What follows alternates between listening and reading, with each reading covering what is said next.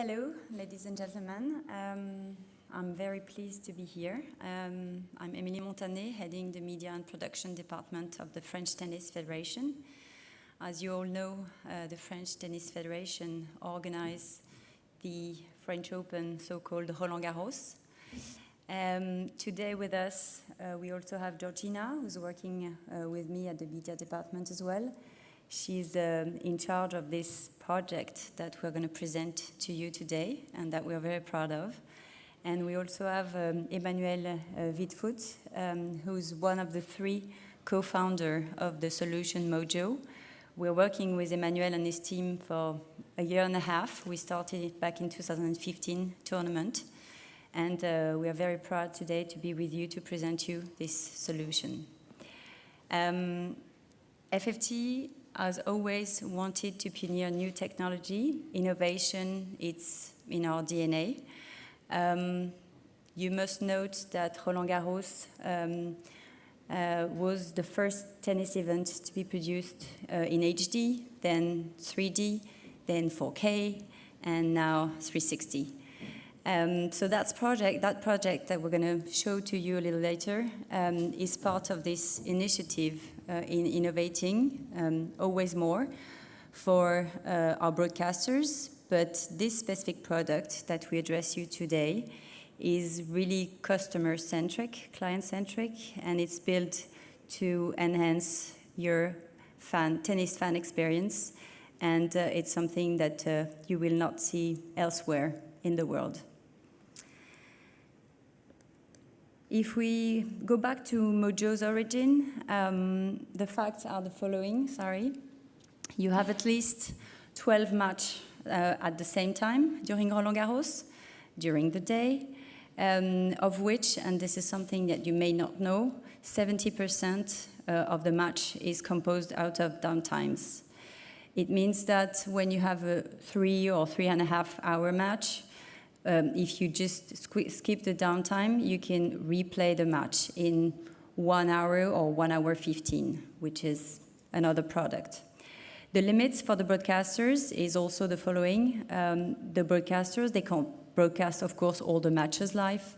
You must know that, for instance, during the first rounds of Roland Garros, you have, let's say, 50 to 60 matches per day, which is huge, and obviously you understand that the broadcaster can't broadcast them all.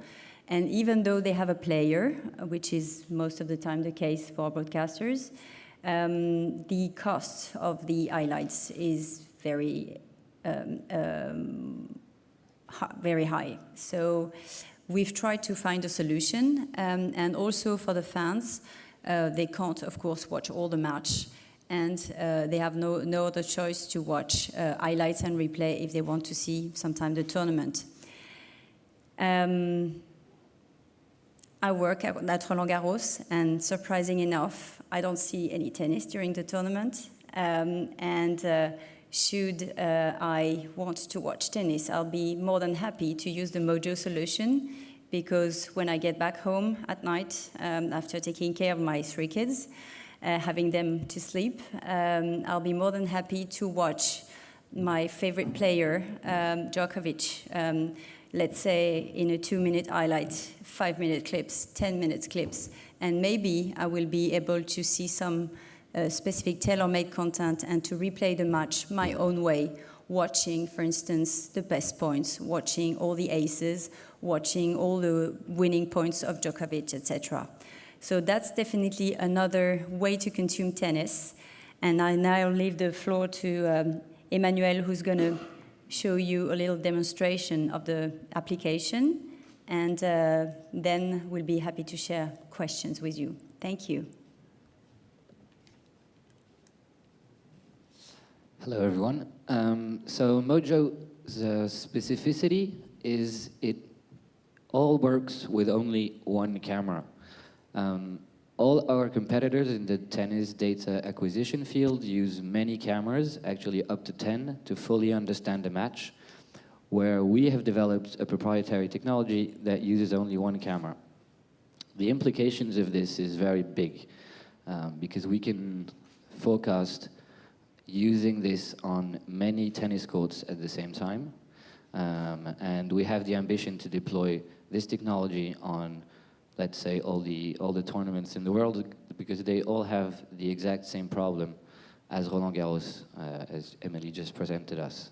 So what we need is only one camera in the axis of the net, which allows us to see both sides with equal definition, and also access to the umpire data.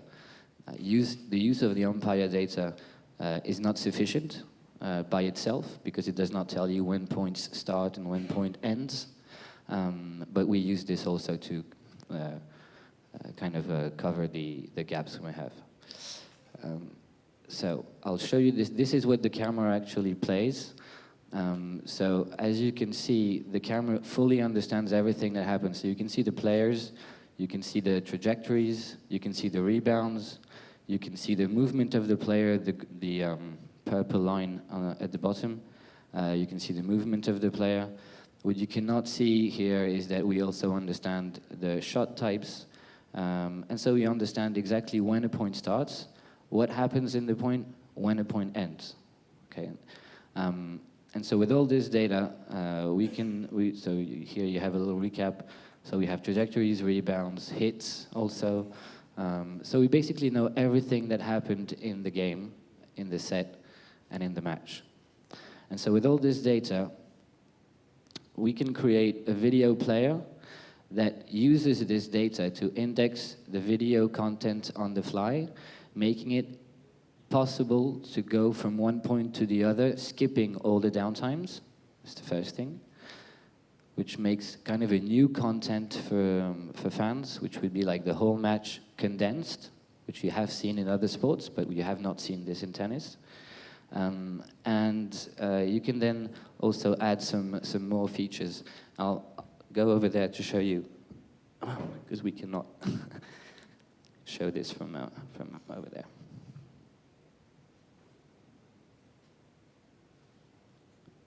Okay, so this is the page that we're going to launch just as we speak. So you'll have the 2 finals, and you'll have more matches to come in the coming days. But if I were to launch this Novak Djokovic against Andy Murray, you would have this video player that you can integrate on any platform, any broadcaster platform.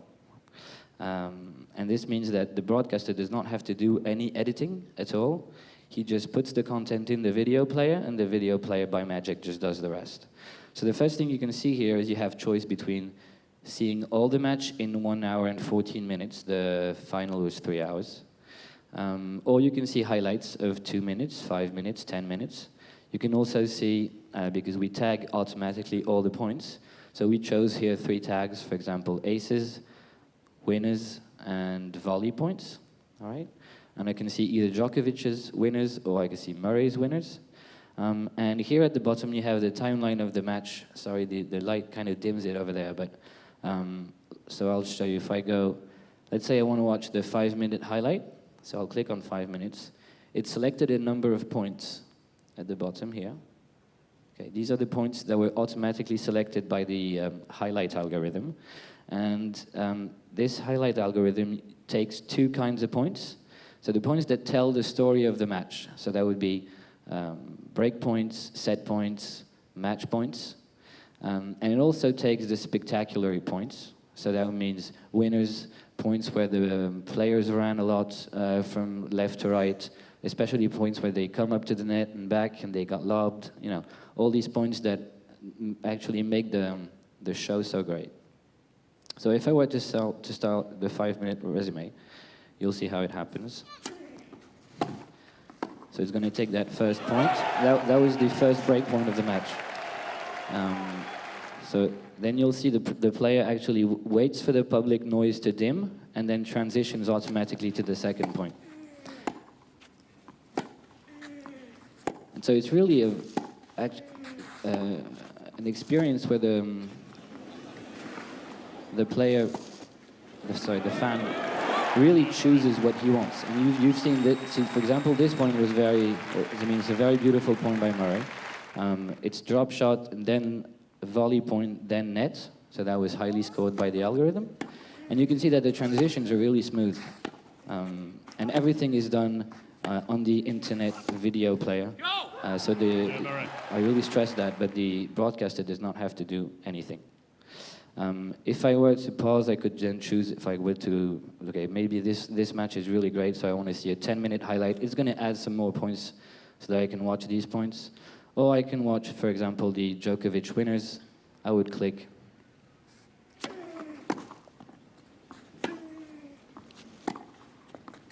And we can watch some great tennis.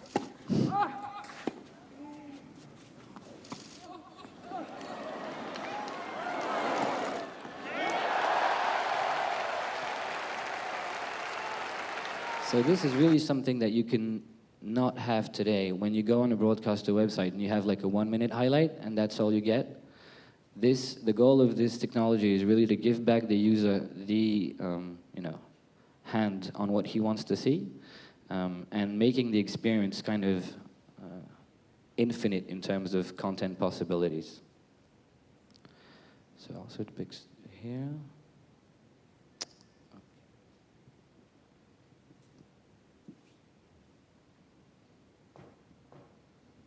Yes, so as Emily said, we start working with Mojo in 2015. We made the first test on the court number 1, just to see how it works and to test the first production workflow. Last year, we deployed the solution on the main court, the court Philippe Chatrier. And we really test all the production and distribution workflow. And the aim of this proof of concept was to showcase the solution to all our official broadcasters on site. And now we are proud to publish today, later today in the afternoon, you will be able to see the 2 finals through the Mojo interactive player on the official Roland Garros website. You can go to the site and enjoy the 2 final, 100% of game and 100% of tennis.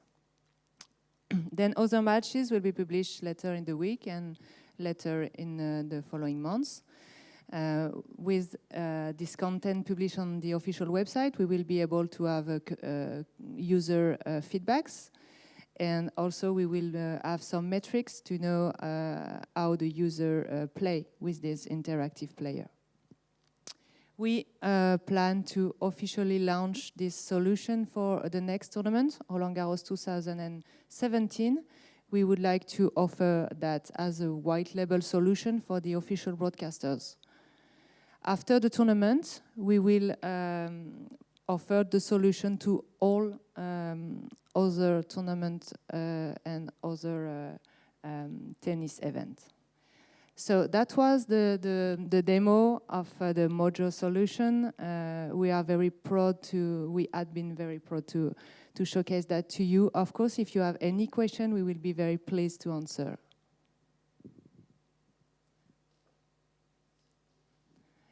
Yes, maybe we have a microphone.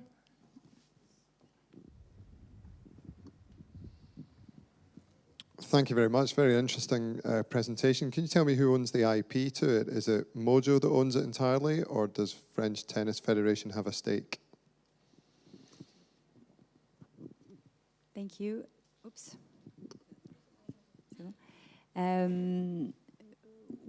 That's an interesting question, because usually, as a big tournament, we don't invest any money into technology. We do it ourselves, but we don't really finance startup. And the Mojo project is one of a kind, because we are so convinced that it's the right product for our tournament and for tennis in general, that we were very keen on financing the startup back in 2015 to help launching and to also help testing what we did last year. So.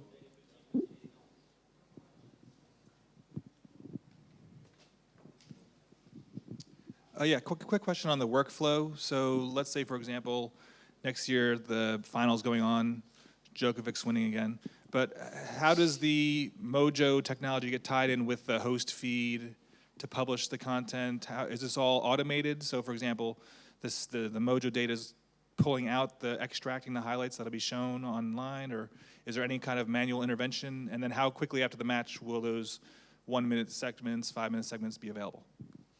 Okay, very good question again. So for the first answer, how it would work would be kind of like a YouTube video player you embed on the website.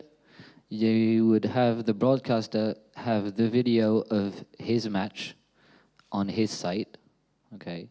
The video player would be embedded on the broadcaster's platform, and the video player would call our servers for the data for a specific match. So he would only have to program the publishing of the match saying, I want Djokovic against Murray. You get just the idea of the match.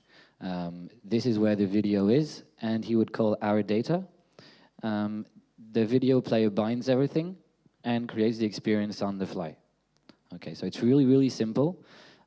It's actually the broadcaster that has the hand on how to publish how he would actually do it classically, just adding a new page and adding a player, etc. So it's very, very simple. And for your second question as to how much time after the match the highlight is available, it's only a couple of minutes. Basically, what the analysis goes on as the match unfolds, and just at the end we have to do a rapid checkup on everything that happened, but that's completely automated. Everything, and I stress that, everything is fully automated.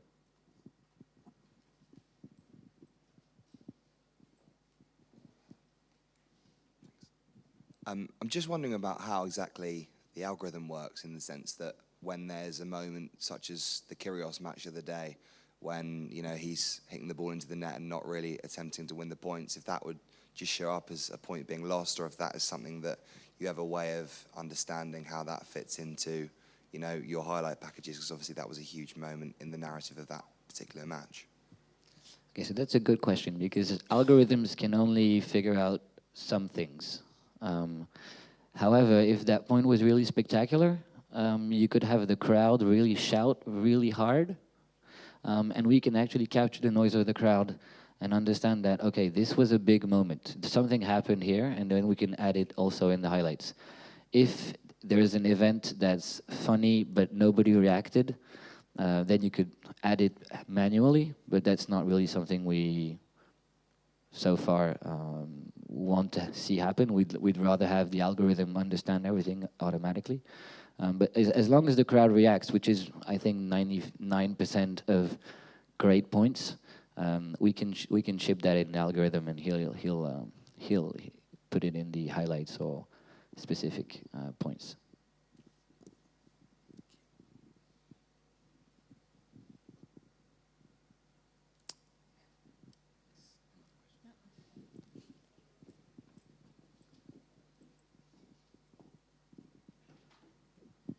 I'm just wondering how much you will be charging broadcasters to use this, or will it be built into the rights deals that they have already? This is a discussion we will have with our broadcasters, of course. And the red card is a work in progress at this time. Have you spoke to broadcasters already? I assume you can't launch this without being confident that they're actually going to take it up, so therefore there must be a price that you have in your mind you might be willing to share. Or not. But we have spoken to, and we've showed this during the tournament. We had a booth, a kind of hidden booth, but we showed this to all the broadcasters, and they were really, really thrilled, because they all see the limit of what they can do on digital today, and they just do not have the teams to do all the highlights. They do at least 1 minute highlight for the great matches, then maybe they put the match point for the smaller ones, but that's about it. So they know that they're missing out on a lot of content they buy, and they just cannot exploit because they don't have the resources to. So now it's just an ongoing discussion. I'm guessing that will be closing in the months to come. Sorry, just to follow up. How many courts do you anticipate using it on for the next one? And also, is this applicable for other sports as well? And what do you see as the opportunities beyond tennis? Yes, so regarding the number of courts, it will of course depend on what broadcaster would like to showcase, but we at least plan to put it on the two main courts, and of course it's very interesting to have this kind of solution on the outside courts, the annex courts, because as Emmanuel said, the broadcaster do not have the human resources to be everywhere. So we don't know yet, but we plan to do severals. And regarding other sports, Emmanuel will answer. And just another quick add on that. The only thing we need is just adding a camera on a court, which is basically for tournaments like Roland Garros or actually an ATP 250, absolutely nothing. You know, they have like 6, 10, dozens of cameras of all broadcasters. So you just add another camera. In terms of charge for us, it's really, really light. As for other sports, we plan to go for other sports later on, but we cannot communicate this yet.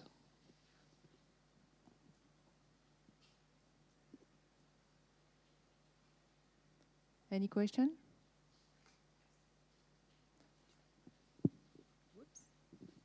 Well, thank you very much. I hope that you have a better insight of this project. We are more than happy, either Emmanuel, Georgina, or myself, to have like discussion during Sportel. We are here until Wednesday, at least Georgina and I. So feel free to contact us, and we'll be more than happy to share some thoughts with you. Thank you. Bye. Thank you.